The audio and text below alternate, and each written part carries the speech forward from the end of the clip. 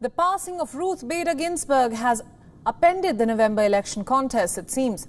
President Donald Trump has announced his plans to fill the vacancy on the Supreme Court weeks ahead of the polls. But the plan has been slammed by Democratic presidential nominee Joe Biden, who has called his rival's move an exercise in raw political power. The vacancy is created by the death of liberal icon Ruth Bader Ginsburg last week, following which Trump named Circuit Judge Amy Coney Barrett and Barbara Lagoa as possible candidates to fill this vacancy. Biden has blasted the nomination plan as an abuse of power and called on Senate Republicans not to vote on any candidate nominated to the Supreme Court. He further said that if he wins the November elections, he should have the chance to nominate the next Supreme Court justice. If Donald Trump wins the election, then the Senate should move on his selection and weigh the nominee he chooses fairly. But if I win the selection, President Trump's nominee should be withdrawn. And as a new president, I should be the one who nominates Justice Ginsburg's successor. A nominee who should get a fair hearing in the Senate before a confirmation hearing. Before a confirmation vote, I should say, after a confirmation hearing. Donald Trump's plan to quickly fill the vacancy drew immediate criticism from Democrats, who noted that in 2016, Republican Senate Majority Leader Mitch McConnell had blocked a vote on a Democratic appointee, saying that it was inappropriate to do so in an election year. Now, Biden's remarks came after a second Republican in the U.S. Senate voiced objections to Trump's plan. I made it clear that my first choice for the Supreme Court will make history as the first African-American woman justice. But I'll consult with senators in both parties about that pick, as well as the legal and civil leaders in our country. In the end, the choice will be mine and mine alone, but I will consult. But it'll be the product of a process that restores our finest traditions, not the extension of one that's torn this country apart the last year.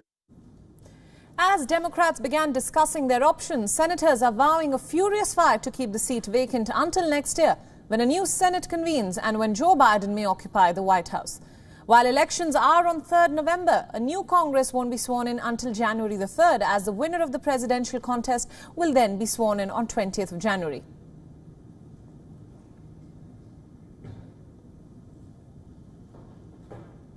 The American judiciary is a politically charged institution. Some of America's most heated political battles have been over the appointment of judges, and that tradition is set to continue with the death of Supreme Court Judge Ruth Bader Ginsburg. There is one vacant seat on the bench now, a seat that could alter America's political landscape for years to come. U.S. President Donald Trump is all set to announce a nominee this week. He has promised to nominate a woman to replace Ginsburg. If successful, it will be Trump's third Supreme Court appointment in his 4-year tenure. We will uphold equal justice under the law for citizens of every race, color, religion, and creed. I will be putting forth a nominee next week. It will be a woman. But this is easier said than done. In 2016, Republicans had blocked former President Barack Obama from making an appointment in his final year in office. But now, those same Republican leaders have agreed to hold a vote in the Senate and approve Trump's nominee. Democrats, including Trump's rival Joe Biden, want the appointment to be made after the elections in November. Some Republicans, like Senator Susan Collins, has also opposed Trump's move. The senator is asking the majority leader, Mitch McConnell, to delay the confirmation vote until after the election. The Supreme Court's composition has a huge bearing on American politics. So here's how things could play out. Scenario number 1, Trump gets his way and the Senate approves his nominee before the elections. The Supreme Court could become decisively conservative with a 6-3 majority. The second scenario is that the Democrats manage to delay the confirmation vote.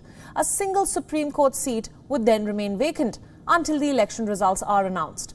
This would, of course, prove meaningless if Trump retains the White House and the Republicans hold on to their Senate majority.